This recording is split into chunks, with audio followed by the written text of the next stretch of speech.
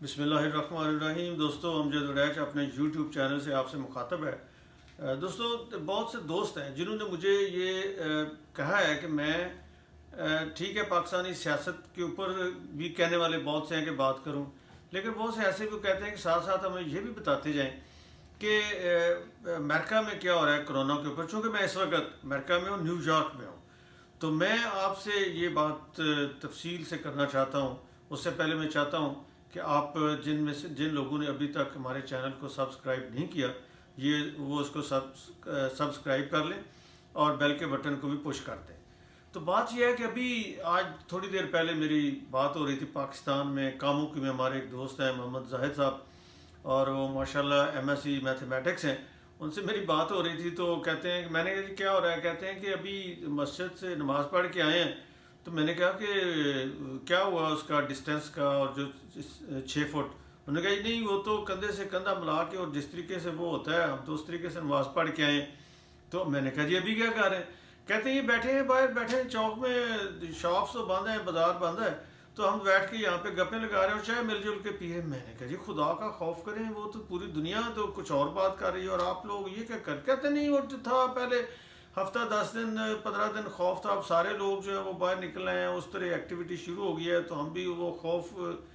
تو میں نے کہا کہ وہ جو علماء کرام نے گورنمنٹ کو کمٹمنٹ دی ہے کہ نماز کی اگر جماعت کی اجازت دے دیں تو وہ ڈسٹینس رکھیں گے۔ انہوں نے کہا نہیں، وہ تو یہاں پہ کہیں پہ بھی پابندی نہیں ہو رہی۔ پھر میری ایک لاہور میں بڑے سینئر جرنلسٹ ہیں منصور صاحب، ان سے بات ہوئی۔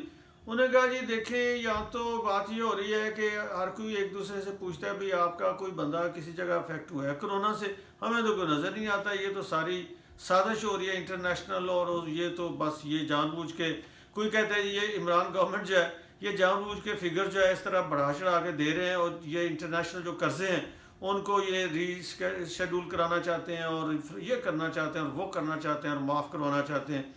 کسی اور سے بات ہوئی، دوست کی میری سرگودا سے، کہتے ہیں جی چھوڑیں جی وڈائے صاحب، یہ تو ہندوؤں کی، یہ تو ان کی امریکہ کی سازش ہے، کوئی کہتا ہے یہ اسرائیل کی سازش ہے، تو یہ تو سازشیں ہو رہی ہیں اور سازشوں کا۔ میں نے کہا بے خدا کا خوف کریں، وہ سازش ہو رہی ہے کسی کی یا نہیں ہو رہی، کسی نے چھوڑا ہے نہیں چھوڑا ہے کسی دنیا کی۔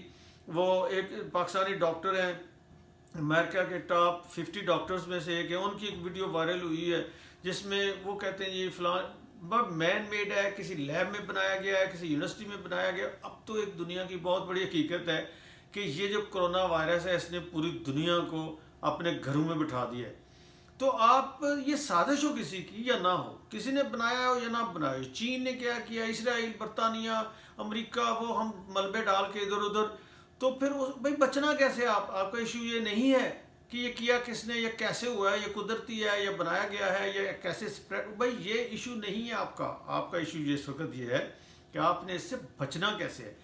دیکھیں مجھے لٹرلی بہت افسوس ہوا یہ ساری باتیں سن کے، وہاں 3-4 اور جگہ میں نے بات کی، ہر جگہ پہ، اور میں جانتا ہوں پاکستان میں لاہور میں میرے جاننے والے قاضی شفقت صاحب ہیں، سینئر جرنلسٹ رہے، ہمارے ساتھ رہے ہیں نیشن میں اور نیوز 1 میں، ان کے سگے ماموں کے بیٹے 2 اللہ کو پیارے ہوئے ہیں اس کی وجہ سے۔ یہ کیا بات ہوئی؟ کبھی آپ نے کچھ سنا ہے؟ وہ بھائی سنا کیا آپ کو اپنے ارد گرد کیوں نہیں پتہ چل رہا؟ کہتے نہیں جی وہ جو ایک عجیب تھیوری چل رہی ہے، وہ دیکھیں جی وہ جو پیشنٹ ہوتا ہے نا ہارٹ کا اور فلاں کا کوئی شوگر کا اور اس طرح کا، وہ لوگ فوت ہو رہے ہیں تو ان کو اس کھاتے میں ڈالا جا رہا ہے۔ میں نے علی احمد ڈھلو صاحب کا وہ ایک پڑا کالم، انہوں نے اس میں وہ 2 قبرستانوں میں گئے، سینئر جرنلسٹ ہیں، لیڈر گروپ کے وہ چیئرمین ہیں، گروپ چیئرمین ہیں۔ انہوں نے کہا کہ میں 2 قبرستانوں میں گیا، میں نے ان سے پوچھا کہ بھائی بتائیں یہاں کیا سکور ہے ڈیڈ باڈیز کا؟ تو انہوں نے کہا جی پہلے سے تو اگر 30 تھے ویک میں تو آپ 5-6 رہ گئے۔ تو اس میں جو ریزنز انہوں نے بتائیں کہ ٹھیک ہے ایکسیڈنٹ کی وجہ سے جو ڈیتھس ہوتی ہیں وہ کم ہوگی، وہ آلموسٹ 40% ہوتی ہیں۔ اس کے بعد جو بزرگ ہیں وہ جو آلریڈی پیشنٹ ہوتے ہیں ان کو بھی موسم یا ڈائٹ یا خوراک یا دوائی لینے اس طرح کی مختلف چیزوں سے وہ بھی ہوتے ہیں۔ لیکن یہ ہے کہ یہ کوئی تھیوری نہیں ہے کہ جی وہ کوئی پیشنٹ جو ہارٹ کے ہیں اور شوگر کے ہیں اور فلاں اور اولڈ ایج ہے وہ اور فیکٹرز کی وجہ سے دنیا سے جا رہے ہیں تو ان کو اس کھاتے میں ڈالا ہے۔ او بھائی ایسا نہیں ہے، یہ بالکل دیکھیں میں جہاں سے بات کر رہا ہوں آپ سے، یہ میں نیو یارک سے بات کر رہا ہوں۔ آپ کو پتہ ہے کہ دنیا کے ٹوٹل جتنے پوری دنیا میں مریض ہیں کورونا کا، ان کا 30% آلموسٹ 1/3 وہ امریکہ میں ہے، اور امریکہ کے ٹوٹل جتنے پیشنٹ ہیں ان کا 50% جو ہے وہ نیو یارک میں ہے. تو یہ 50% امریکہ کا مینز پوری دنیا کا 15% نیو یارک میں ہے. اور میں آپ کو بتاتا چلوں، دیکھیں میں نے پہلے ایک ہم نے ویڈیو لاگ کیا تھا جس کے اوپر ہمارے دوست ہیں آسٹریلیا میں وجاہت باجوہ صاحب انجینئر ہیں، انہوں نے بڑی ریزرویشنز شو کی کہ آپ نے کیوں یہ کہا ہے کہ پاکستانی گورنمنٹ نے ایز کمپیئر ٹو ٹرمپ بڑے اچھے میئرز لیے ہیں. ان کی وجاہت باجوہ صاحب کی بھی کچھ چیزیں انہوں نے فلاز پوائنٹ آؤٹ کیے. ناصر کھل صاحب ہیں، وہ سینئر جرنلسٹ ہیں، ادھر واشنگٹن ڈی سی میں ہوتے ہیں، تو وہاں پہ دنیا ٹی وی میں اور دنیا اخبار میں جنگ اخبار میں ادھر ادھر بڑے وہ سینئر جرنلزم وہ کرتے رہے، تو انہوں نے بھی کچھ ریزرویشنز شو کی.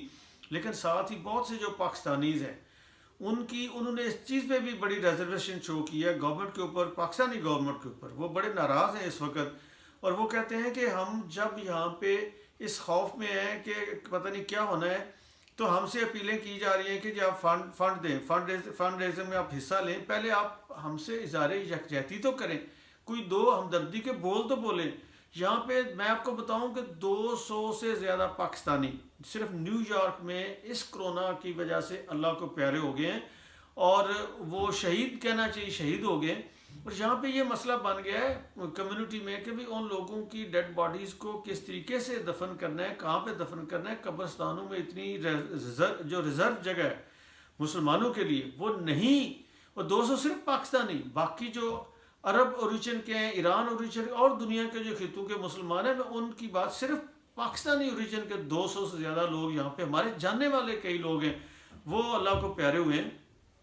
تو یہ جو تھیوری ہے ٹھیک ہے، ہوگی کچھ نہ کچھ ہوگا کہ امیونٹی کا یہ فرق ہے، اور ہم گرم علاقے کے ہیں اس کا یہ فرق ہے، اور فلاں یہ ہوتا ہے فلاں وہ ہوتا ہے. او بھائی خدا کا خوف کریں، یہ 200 سے زیادہ جو پاکستانی یہ بھی اسی پاکستان سے تھے، اسی وہیں پلے بڑے تھے، اور وہی سارا کچھ ان کی امیونٹی لیول بھی وہی ہے. ان تھیوریز میں نہ جائیں، ان تھیوریز میں نہ جائیں کہ یہ سازش ہے، ان تھیوریز میں نہ جائیں کہ یہ فگر جو ہے وہ کو اس کو مینوپولیٹ کیا جا رہا ہے. بھائی یہ بہت بڑی حقیقت ہے، خدا کا خوف کرے.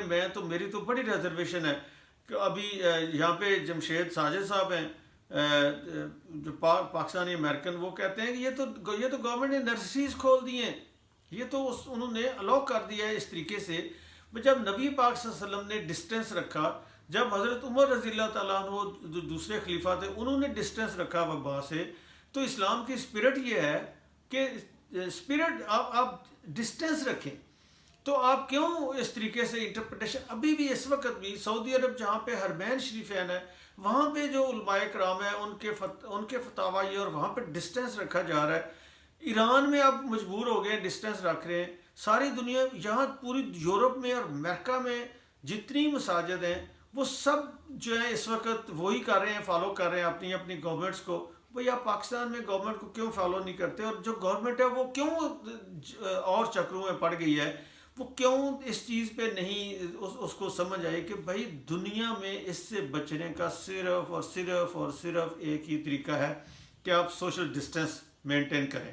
اگر آپ نہیں کریں گے تو آپ پوری قوم کو خطرے میں ڈال رہے ہیں، اپنے خاندان کو، اپنے آپ کو، اپنے بچوں کو اور اپنے ارد گرد کے لوگوں کو خطرے میں ڈال رہے ہیں. اور اگر کوئی بندہ خود اپنی جان کو بھی خطرے میں ڈالتا ہے تو یہ بھی بہت بہت بڑا گناہ ہے. اور ساتھ اگر وہ کسی اور کی جان کو خطرے میں ڈالتا ہے تو وہ سمجھیں کہ وہ قتل کا مرتکب ہو رہا ہے، اور اس کے لیے اللہ تعالیٰ کو جواب دہ ہے.